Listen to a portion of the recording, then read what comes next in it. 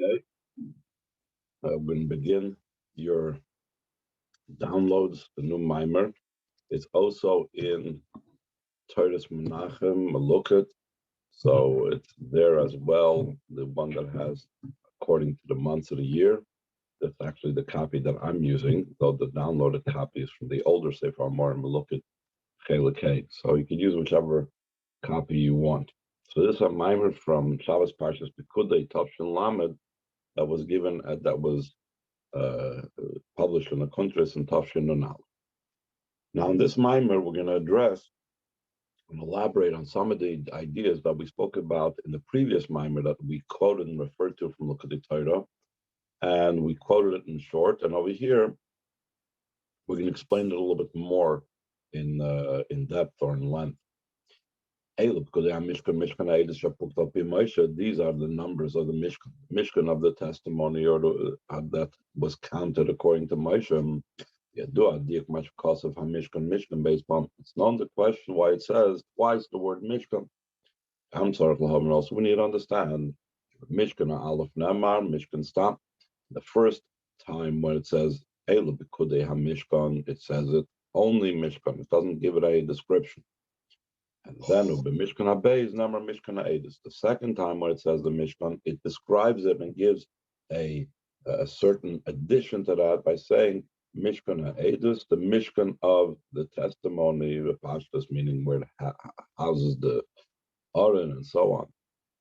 Also, we need to understand why does it say that was counted through and by Moshe? That it refers to, there's actually two ways of explaining what is the Apukad al Moshe, what's it referring to. One explanation is Shekoi al this ad samachle. It's referring to what it says right before the words Asher Pukad al Moshe, which is al Mishkan Ha'edus. It's referring to either those two words or V'lchein Namar Pukad Lashon Yachid. Therefore, it says the word Pukad. It says in the singular. Because only one Mishkan was counted by Moshe. B'chinas Mishkan Ha'edus, the Mishkan of the Edus. Another explanation is when it says that it was counted by Moshe, it's referring to the general Mishkan. Gamal b'chinas Mishkan Stam, also on the idea of the Mishkan in the or without the designation Ha'edus. The simple meaning of the text, and the pasuk does not leave its simple meaning. When it says that it was counted by Moshe, that's referring to what it says at the beginning. These are the numbers, the counts of the Mishkan. And initially he only says Pekudei without designating who did it. Then afterwards, in reference to this, he explains that was through Moshe. But Pirushim, we need to understand the connection between the two Pirushim, if it's going on the first Mishkan or it's going on the second Mishkan. Always based.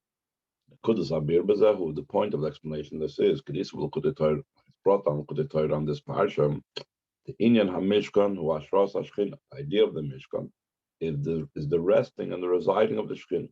Like it says, Vasli Migdash v'chanti b'sech, that you will make for me a Migdash, and I shall rest and reside amongst them.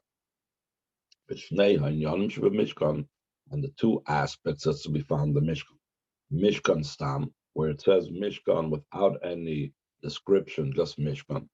Mishkan Ha'edus, it says, these are actually referring to two levels of the Shekhinah. It says the Hashem level of the Shekhinah is what comes down, so it's represented by the two Mishkans of here.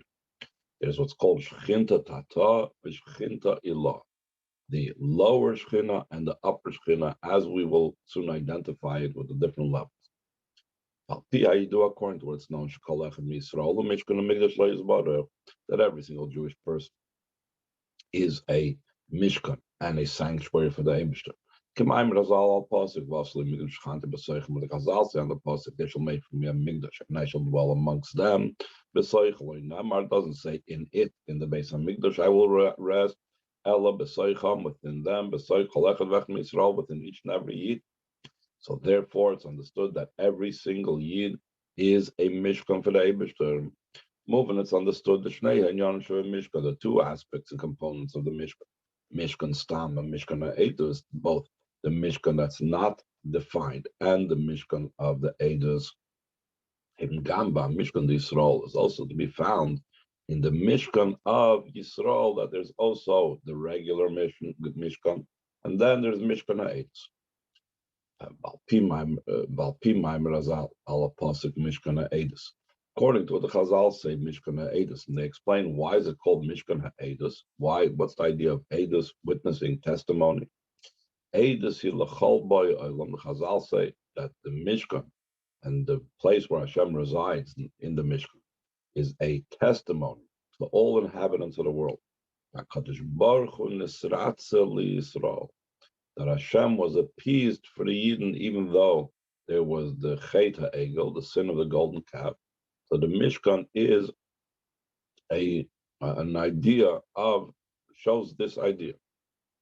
So he says, Yesh Leimar, we can say, Dezesh Yisrael, in Mishkan Stam, why the Avodah Torah mitzvahs. The fact that the Yidden are considered just a Mishkan alone, without any type of appellation to the word Mishkan, that is caused. How is a Yid a Mishkan for Hashem?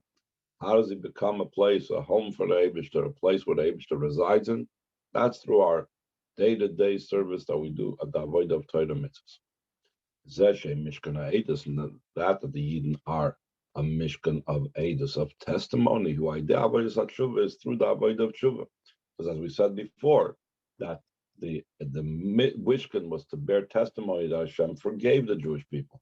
Forgiveness applies after the Inyan of Tshuva. So therefore, Mishkan, ordinary Torah mitzvahs, Mishkan Ha'edus, which testifies to Hashem's forgiveness, that is Avodah of Tshuva. We can connect this what's been brought down previously from Likutei Torah. The Mishkan Stam and Mishkan Ha'edus, that the regular Mishkan in the beginning of the pasuk, without any definition, without any description, that's going on the lower level of Shekhinah. Mishkan Ha'edus goes on the higher level of Shekhinah. The lower Shekhinah, he Malchus, is the level of Spheres of Malchus. Shekhinah Ilah, he Bina, and the higher level of Shekhinah is Bina. Sometimes we have the Lashon and Tanya.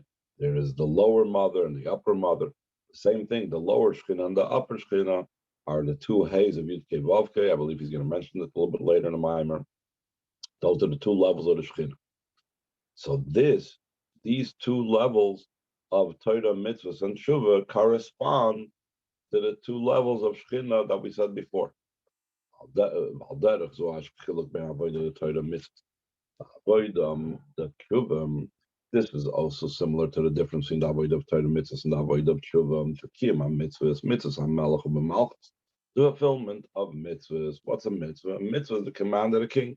So that has to do with the spheres of malchus. We are accepting Hashem as king. We're fulfilling his directives as king. Tshuva, he bina, and we know it's brought down the Chassidus, brought down Kabbalah, that the level of tshuva is in bina. Tashav hey, the higher hey, tshuva ilah is the level of tashav hey ilah. That's the idea of bina. Gam Yeshloimar, we could say another explanation about these two levels. Since the Mishkan, the general idea of the Mishkan, not limited to Mishkan Ha'edus, even though beforehand we said the idea of Edus is a testimony for it, but it's going on the Mishkan. It's not like two different buildings. The Mishkan was an atonement for the sin of the Egel. Even where it doesn't say Mishkan Ha'edus, even in the first word Mishkan, it's also included in it the avodah of tshuva. So therefore, what's the difference when it does say ha'edus or not? So the difference between the mishkan without any definition and the mishkan ha'edus is mishkan stam u'tshuvat atah. Mishkan ha'edus is tshuva ilah. Ordinary mishkan, that's the lower tshuva, and the mishkan ha'edus, that's the higher tshuva. And therefore, it's going to fit better with Shchinta Tata and Shchinta Ilah that we spoke about before. V'zel masim oidiyos and removal el milput Torah to Mishkan Stam, Mishkan Eidos, and Shchinta Tata, Malchus, Shchinta Ilah Bina. It fits in better what we brought previously from Chut Torah, that the ordinary level of Mishkan, that is, that's the Shchinta Tata, which we know the lower level of Shchinta is Malchus, and Shchinta Ilah is the Mishkan Eidos, that's Bina. Why does it fit in better? Tshuva Tata, as we alluded to already before, we didn't say it openly. Chashav Hey Tata, Malchus. The lower level of Tshuva is returning the lower Hey, like the Alter Rebbe says in the Ger Tshuva. That lower Hey, the final Hey of Yud Kivavke, the fourth letter of Yud Kivavke, that's Malchus. Tshuva Eloi, Chashav Hey Eloi, Bina. And the higher level of Tshuva, that is the returning of the higher Hey, that's Bina. So therefore, if both Mishkan and Mishkan Eidos refer to Tshuva, so therefore the Shchinta Tata is talking about Tshuva Tata, and Shchinta Ilah is the Tshuva Ilah, because that fits in with the spheres which already accomplished the Tshuva, either in Malchus or in Bina, respectively. According to the opinion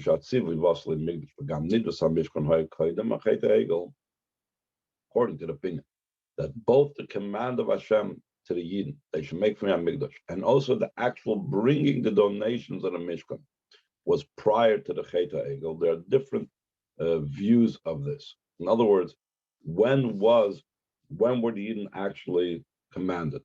According to Rashi, it says that when Moshe Rabbeinu came down from Har Sinai with the final luchas and Yom Kippur, so then the day after Yom Kippur, Vayakil Moshe, like we had at the beginning of last week's parsha, that Moshe Rabbeinu gathered all the Yidden and told them what to do with the Mishkan and so on. So, in the view of Shutesh Mikra and Rashi, all of that took place later. According to the Zohar, the command, Parshas Truma, and the actual collection of the donations for the Mishkan took place prior to the Cheta Egel. But the actual building, when did they get around to building the Mishkan? That was after the Cheta Egel. So he says, according to that view, so then the approach can be as follows. We could say, you call Yisrael Madreg Sadiqim. When Hashem, according to this opinion, so when Hashem commanded them to build a Mishkan, and when the collection of all the donations for the Mishkan took place, the Yidden were still in the state of Tzadikim. They didn't yet have the avodah of Tshuva. There was no Cheta Egel yet. Therefore, we could say the two levels of the Mishkan, Mishkan Stam and Mishkan Eidos, the regular Mishkan and the Mishkan of the testimony. Beforehand, we were talking about that the Mishkan is two levels in Tshuva. First of all, we said either it's Torah mitzvahs and Tshuva. Then he said two levels in Tshuva, Tshuva Tata, Tshuva Ilah. Now he's saying, since the actual the command for the building of the Mishkan, collecting of donations, was prior to that. So therefore, we want to connect it also with Avodah of Tzadikim, which was prior to the Cheta Egel. So therefore, he wants to explain that is the two levels in Avodah of Tzadikim. Like explaining the Torah, the fact that Yidden are just a Mishkan alone, without the title Mishkan Eidos, why they kill mitzvahs asay, through fulfilling mitzvahs asay, so then we become a level of ordinary Mishkan. And then the Mishkan Eidos, the fact that they are Mishkan of testimony, why they kill mitzvahs loisa, through fulfilling a mitzvahs loisa, because Mishkan Eidos, the higher level, loisa reaches a higher level. And now the Rebbe adds to the explanation that we just now brought from the Torah, the Mishkan, the two ideas of the Mishkan in the service of tzaddikim is not just in the external part of the person, in using their body to fulfill the mitzvahs, but it's in other words, do they do mitzvahs asay? Do they keep away from mitzvahs lois asay?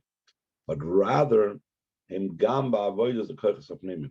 Not rather, but they are also included in the inner service of the person. Mishkan stam hu avodas alev. The Mishkan that's without the word edus, that's the service of the heart. Mishkan ha edus hu avodas hamayach. When we say Mishkan ha edus, that's the avodah of the brain. The Maimer is going to speak about this at length and why it has to do with Adis and so on. Yes, the Kashas and Torah. We can connect this also what's explained in the Torah. The Mishkan In other words, this explanation that we just now gave, that it's two levels in the Kochsapnimim, the service of the heart or the service of the brain, can be connected with the idea that the two levels of Mishkan is mitzvahs asa and mitzvahs loisa. How come? How does that fit? Mitzvahs asa and bevavke. It's brought down. We have this also in the Gersa Tshuva. The mitzvahs asa are primarily in the two final letters of Yudke Vavke, Vavke, which is the level of midas. As we know, Vav, the sixth, the letter, the number, the Vav is the numerical equivalent of six. That the six midas of Zer Ampin, Chagas Nehi, the Hey Achroina Malchus, and the final Hey goes on Malchus. Mitzvahs Loisa and Yud K. This is what I mentioned before. The Mitzvahs Loisa on the level of Yud K, that's the level of Moichin. So Yud is Chachma, Hey is Bina. So therefore, since Yud is Chachma and Hey is Bina, Mitzvahs Loisa and Yud K, which have to do with intellect. So whether we say Mishkan is Aseh and Mishkan Ha'edus is Loisa, or whether we say Mishkan is the Avodah of the Lev and Mishkan Ha'edus, Avodah of Mayach, they really like flow together because they are both Lev versus Mayach, Aseh versus Loisa is a difference, and the levels of Vavke versus Yudke.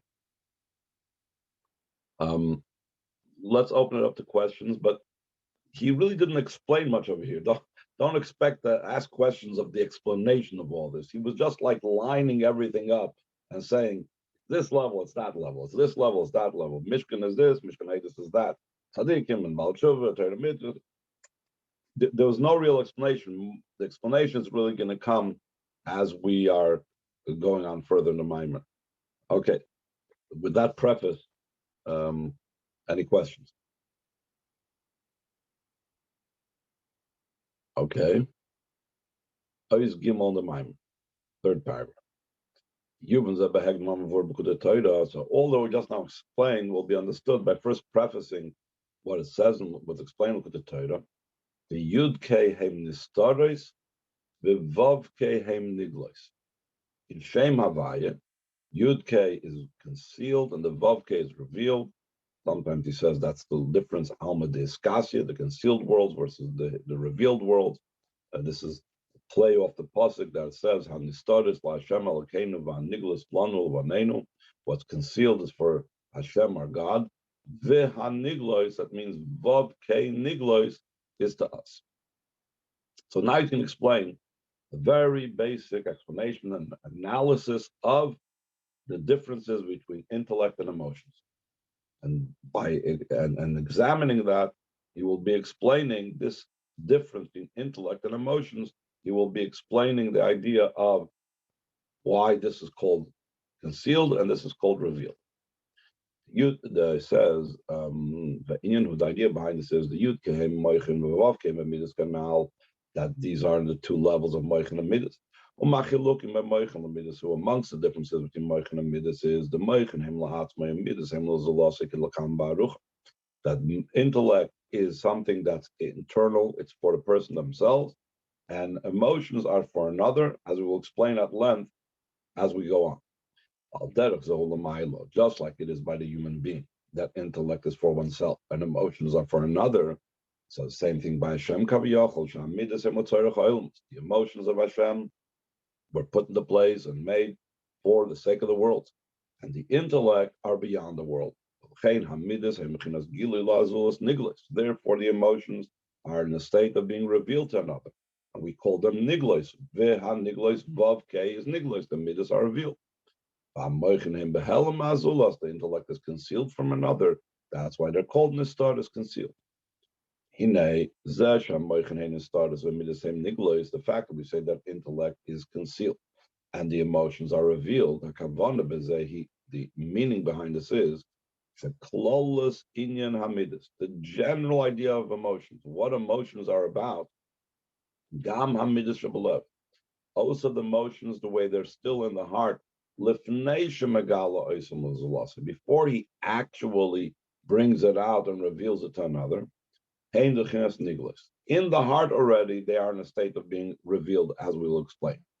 And so too, on the other hand, in the general idea of intellect,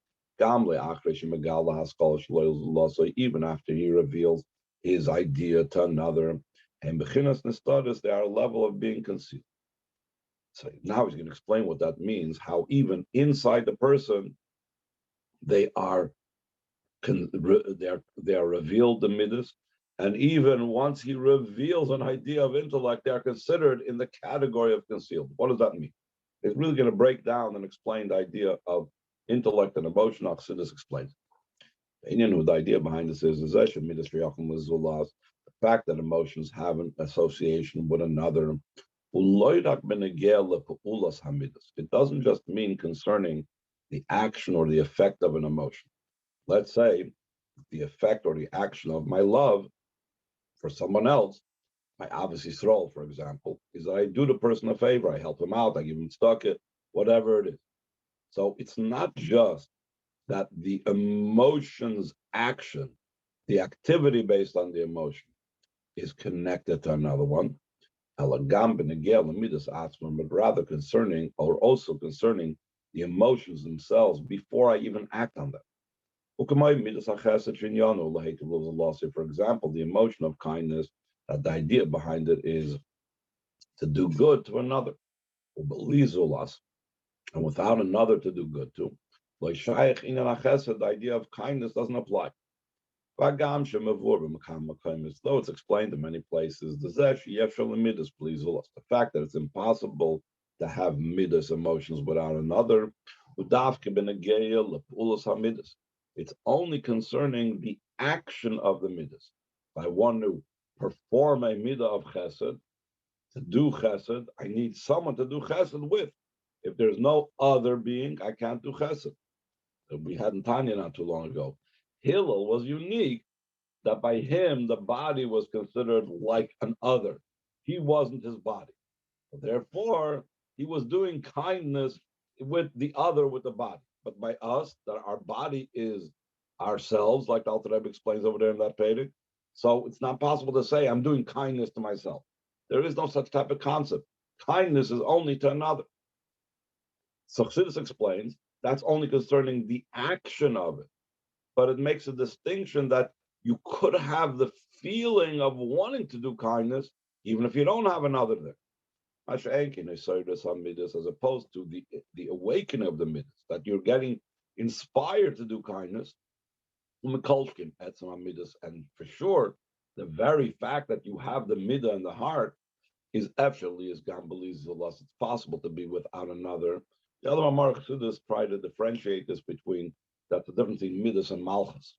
Malchus, unless we have the nation, the Am, having bittul and bowing down before the king and awakening by the king, you won't even have this midah of melucha.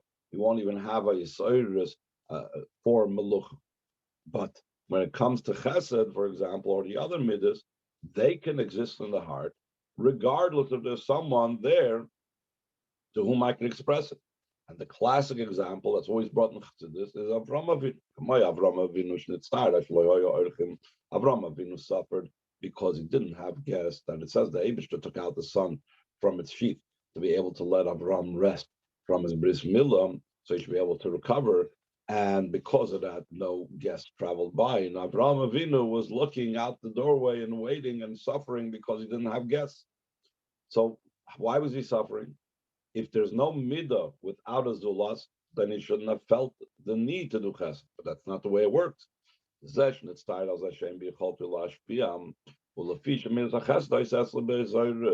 reason why he was suffering because he didn't have anyone whom to share chesed with was because he had the whole time the midah of chesed was awoke by him, was awakened, was in a state of excitement. He wanted to express his kindness, and he had no one to express it to. Even if there was no other. So therefore, the Rebbe challenges himself. How do we say before that midas are only applicable even within the person himself? If there is another, we see by Avraham Avinu, and this is the nature of the midah of midas, that the awakening of the midah it's possible to be without another, though the actual performance of the midah, the actual pu'ula, the action of the midah is not possible without another. The Rebbe explains how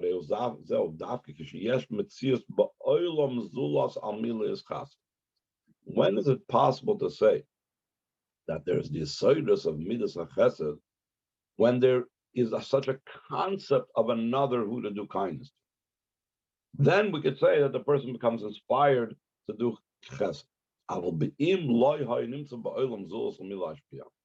If the world was created in such a type of way that there was no possibility for to be mashpia to anyone, there would not be the possibility of awakening and inspiring by himself the midah of chesed. The Rebbe brings an interesting point in footnote 25, which helps clarify it. So let's learn footnote 25 inside. He says, just like it's in love,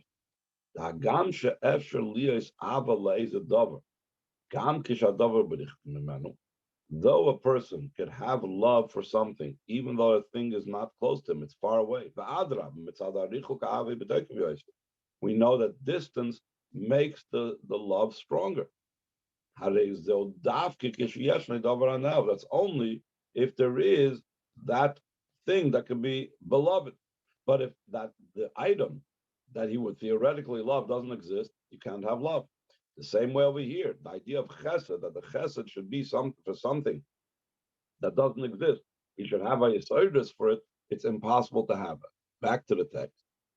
Seder is even more so. Not only he wouldn't have the yesodus of chesed, he wouldn't have the inspiration and awakening of chesed. Then it wouldn't be applicable.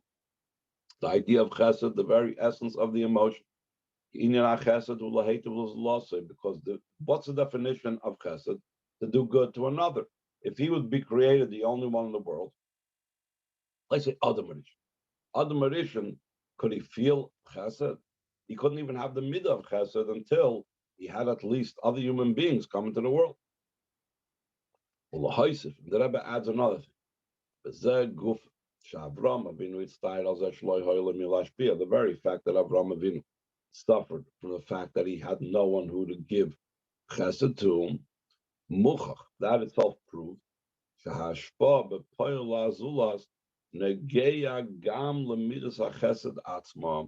that the actual giving, the actual doing and performing of chesed to another, that touches the midah of chesed itself. How? So he says, what is the definition of suffering? The tsar hu kisheyesh ezel chisar. When does a person suffer? If there's something lacking, if there's something missing, then I suffer over that deficiency, over that lack. The fact that Avram felt suffering for the fact that he did not have the capability to be mashpia, because the idea of kindness is to be mashpia. When there is no ashpa in actuality,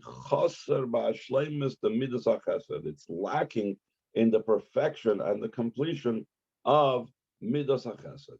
Therefore, in our case over here, the chesed is so embedded and connected with azulas that midas, even the midah of chesed itself, not just to be able to have the yesodus of midah, but the very midah of chesed itself is completely tied up with having another.